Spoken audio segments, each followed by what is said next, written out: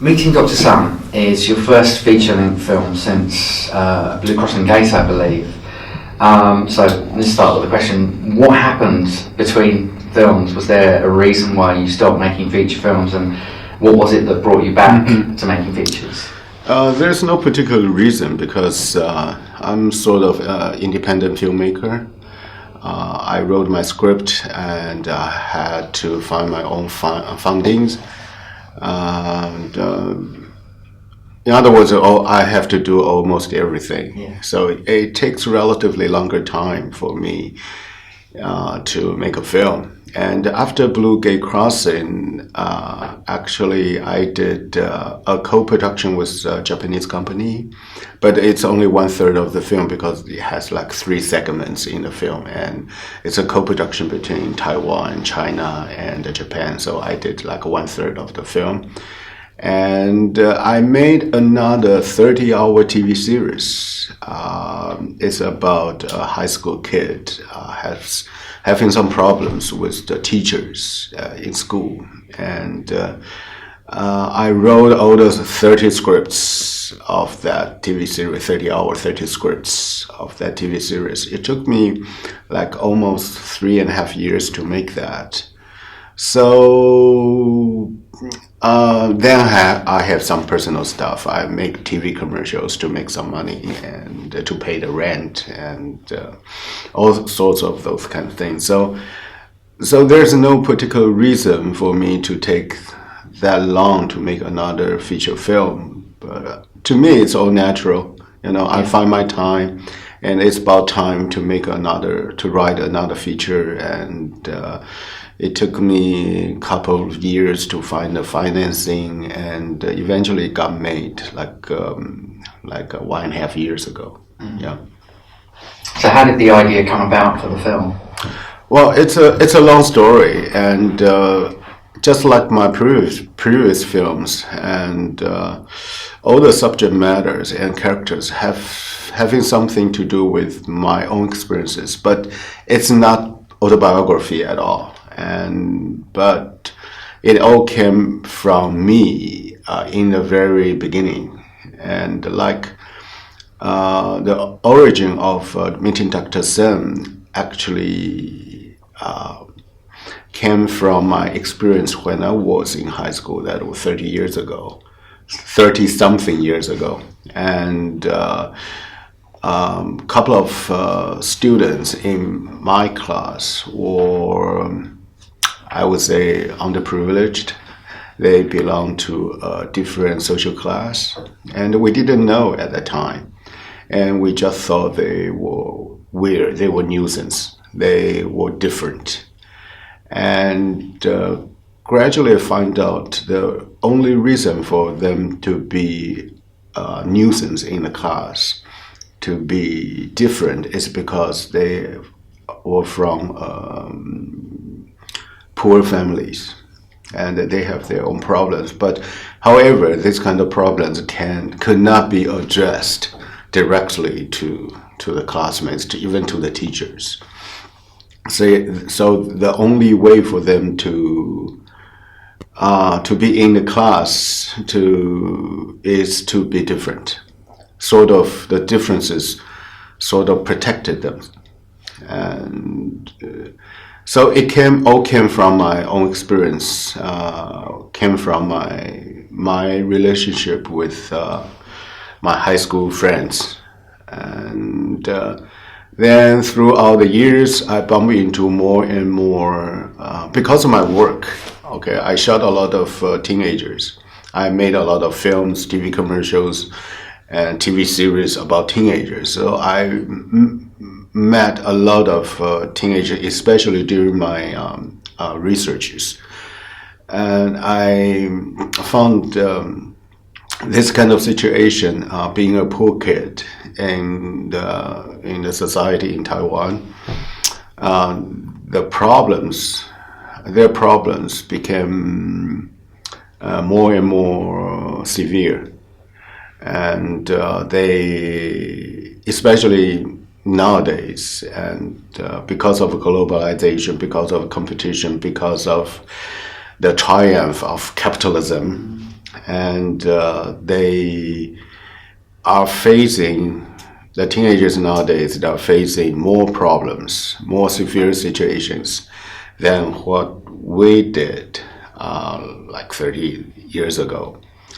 So with my own experiences with my friends and with the observation through the researches, I finally came up with the idea of the meeting Dr. Sun. Yeah, so it's a combination of all different sorts of inputs. Yeah. And I mean, you talk about taking from your own experiences. A lot of your work has focused on teenagers. Is Yes. there a reason why you kind of keep going back to teenagers rather than... Personally, I think teenage is one of the most dramatic periods of our lives, periods of time in our lives. I think probably there are three phases in our lives, are very dramatic. One is teenage, the other one is like 29 turning 30, and the other one is about like 60 something, about going to be retiring, going into retirement. I think these three periods are the most dramatic parts of our lives. So since I'm doing films and TV, I need a drama. So teenage is, to me, it's quite an obvious choice because it's dramatic. And second of all, and I don't know why, but I found myself have this kind of how do you say that in English word? That kindership, or certain kind of binding with the teenage. Yeah. I like teenagers because in a way they are pure, they are much more romantic, they are much more straightforward, they are full of possibilities. To me, teenage is almost like a symbol for paradise. And they are to me, teenage is paradise, and they are about to face the adulthood. They are right at the threshold of leaving the paradise. So to me, that's fascinating. So I guess that's the two more obvious reasons for me to write films and stories and scripts about teenagers again and again. Yeah. And it seems to have been a lot of films focusing on teenagers in Taiwan recently. Do you think it's a trend, or do you think it's actually about something else that's going on in Taiwanese society? Well, I would say it's a trend, but it's off and on. And before Blue Gate Crossing, that was 2002, 2003. I don't know when it was open in UK. I thought it was like 2003 or 2004. Before Blue Gate Crossing, there's a period, almost no teenage films about teenagers in Taiwan for a long, long time. After Blue Gate Crossing, because Blue Gate Crossing did pretty well in Taiwan and made some money, and a lot of follow-ups, films like School Romance, like teenagers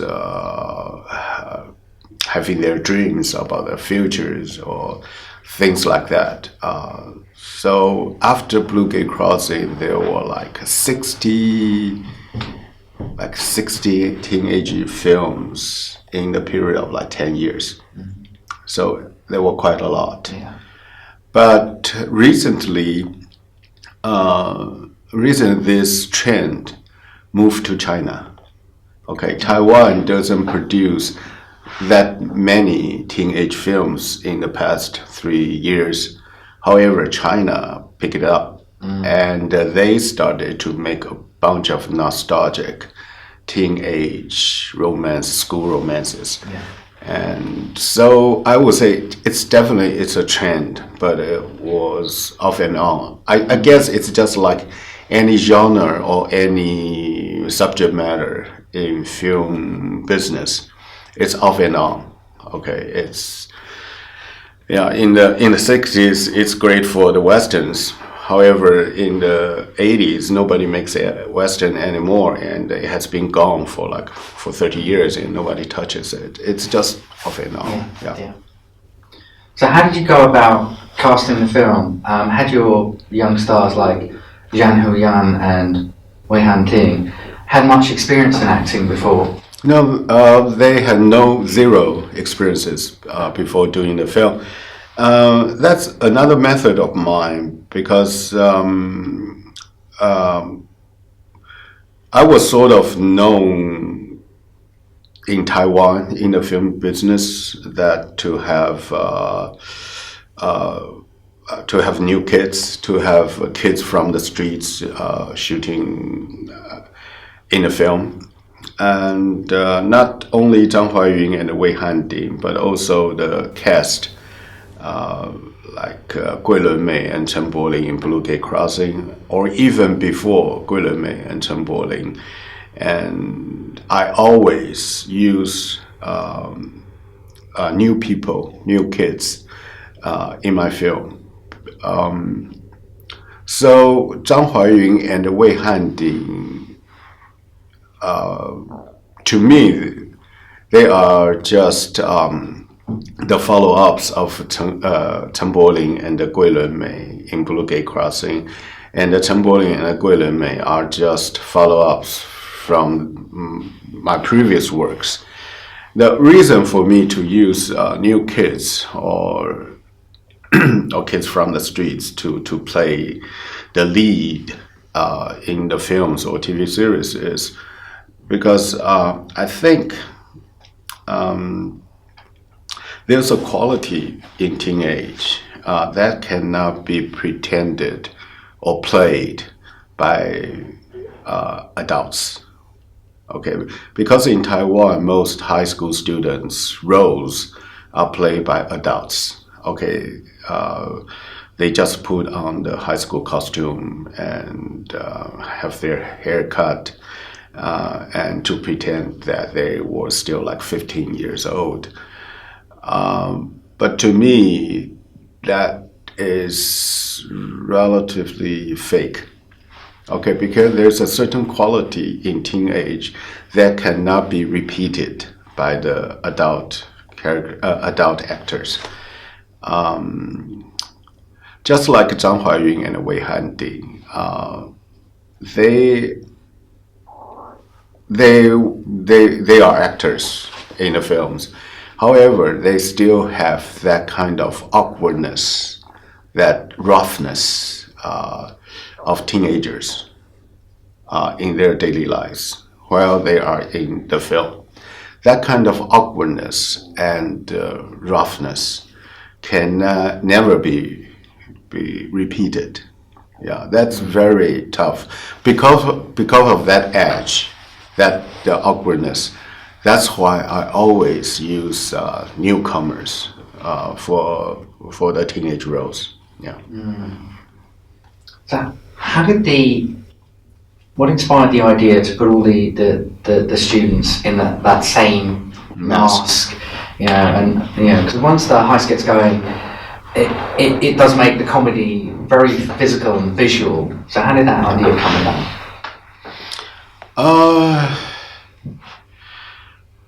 I really don't remember how that idea came about, but I always love comedies like I always like broad comedies, like Marx Brothers in the 20s.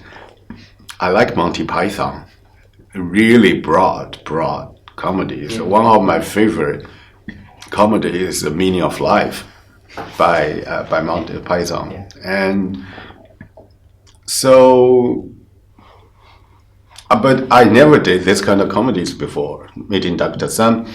So not because I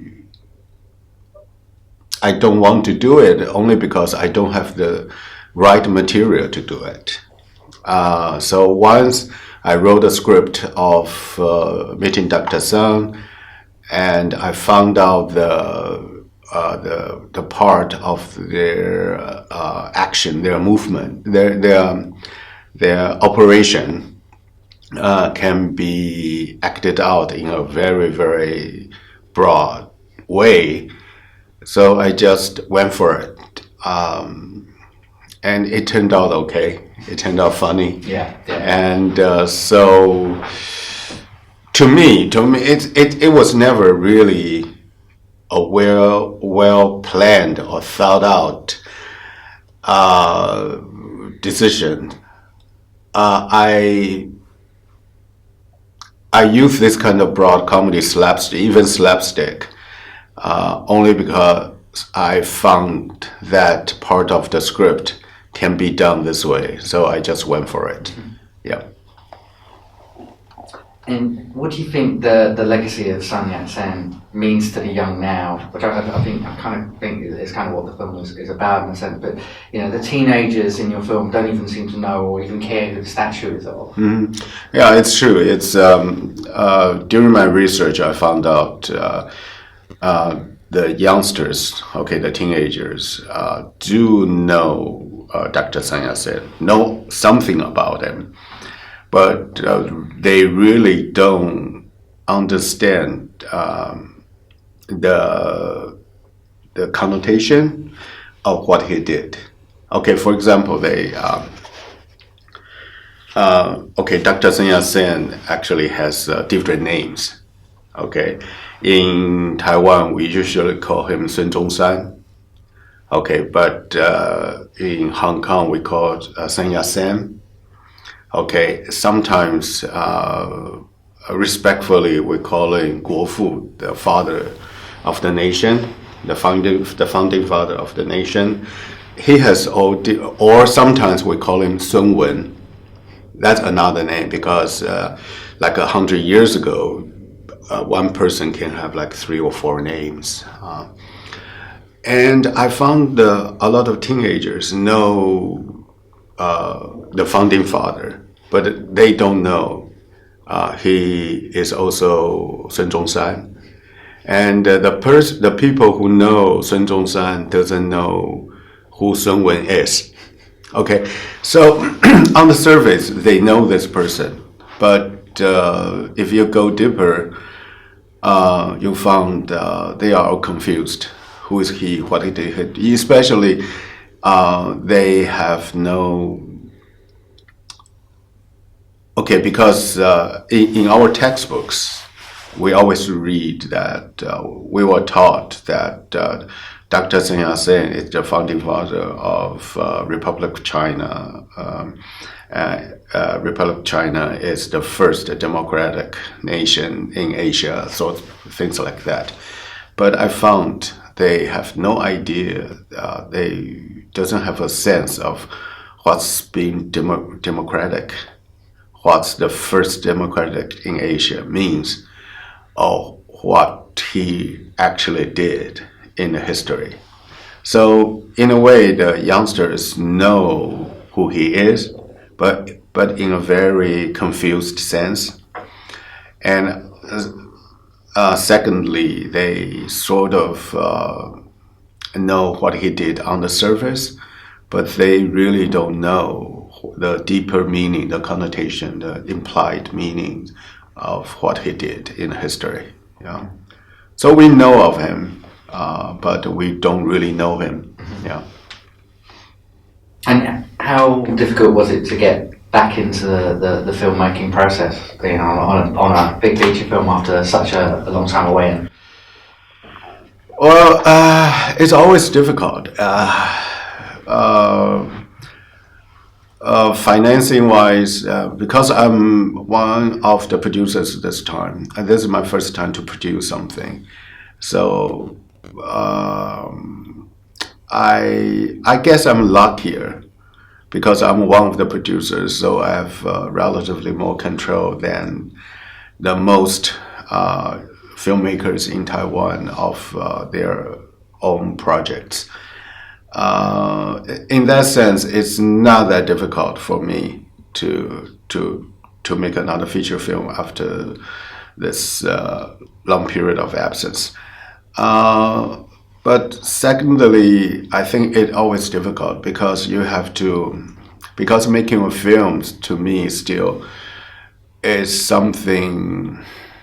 It's quite different from making TV series, from making TV commercials. You still have to go through that adjustment. You still have to think filmically. Okay, that takes some time to make the transition. It's always difficult, and especially you are doing something relatively dear to you. Okay, you spend so much time and energy in it, and you become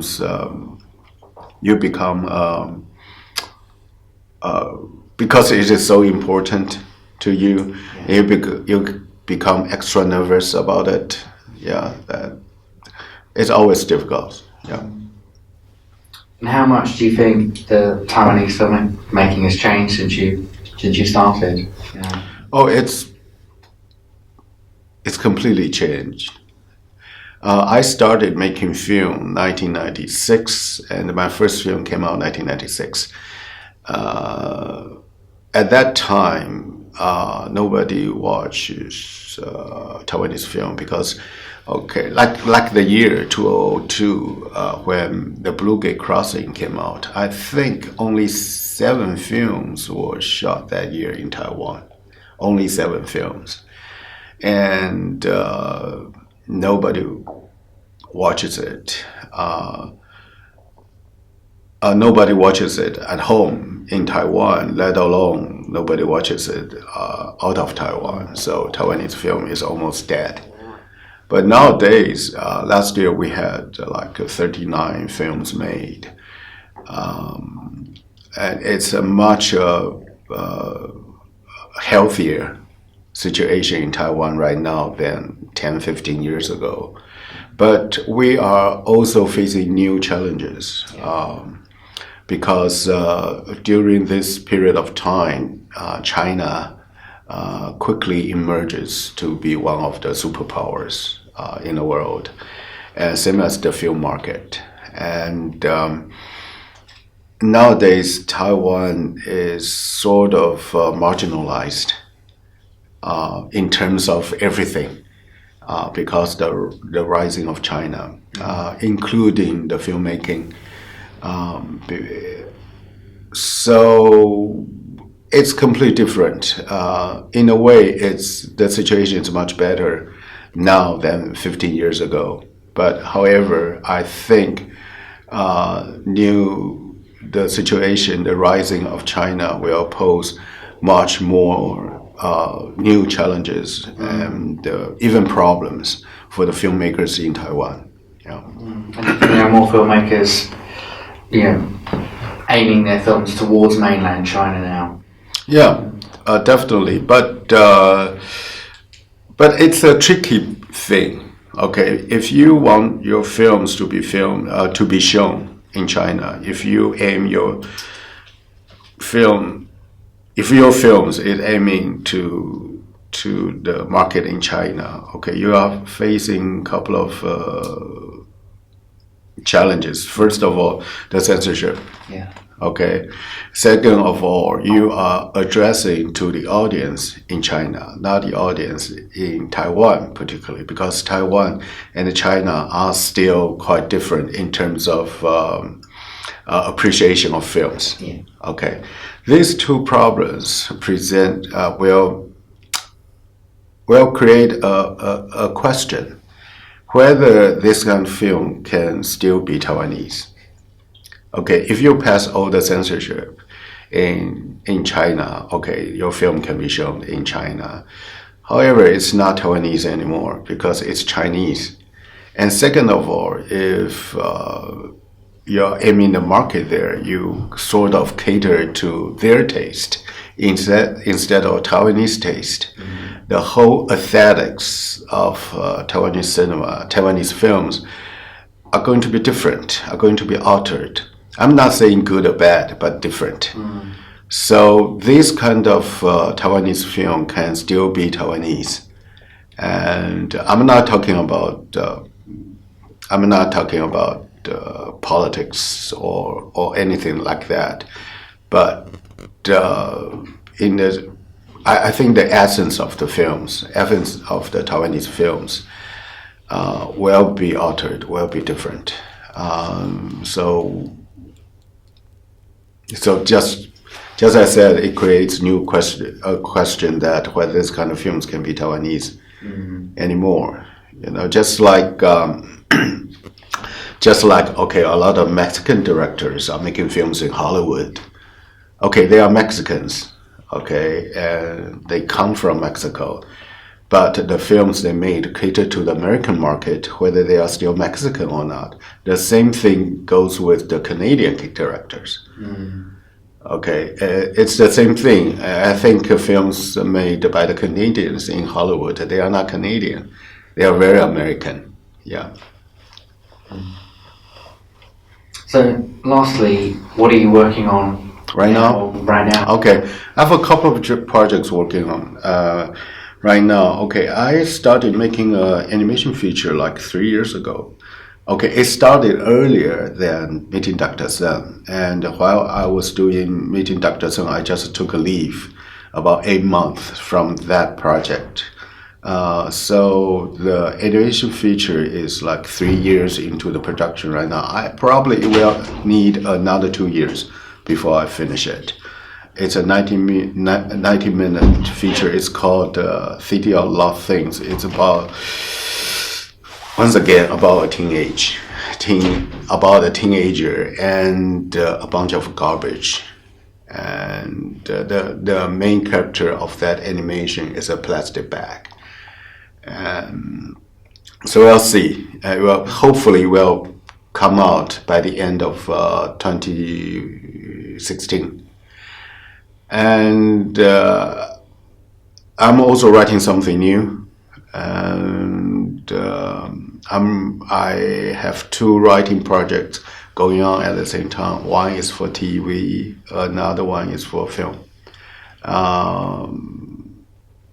I don't know which will come out earlier, and I'll just go along with the natural flow and see how it goes.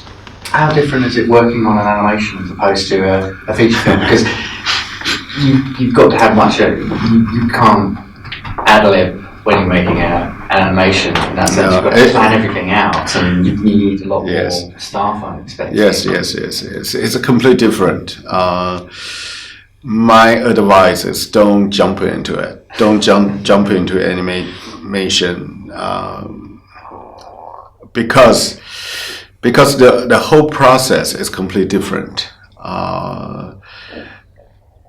Because when you are shooting a live action feature film, okay, you're sort of working with all the people, the cinematographer,